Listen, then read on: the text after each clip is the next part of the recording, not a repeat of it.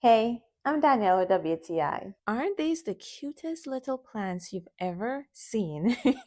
If you want to add an adorable touch of green to your space, then you have to check out GreenCallow. Now, let's be honest, faux plants can really be hit or miss, but these did not disappoint. They are very realistic and looked beautiful and vibrant no matter where I put them.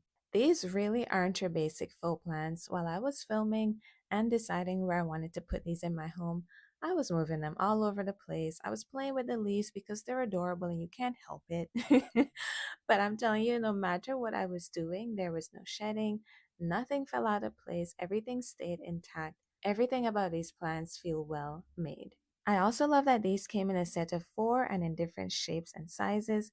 That really gave me a lot of options when it came to decorating because I can fit them just about anywhere, and then I had enough to put them in all the spots I wanted. Even though it's a faux plant, I still want something high quality that will look as close to real as possible, and for that, I'm happy to have these. That's my point of view.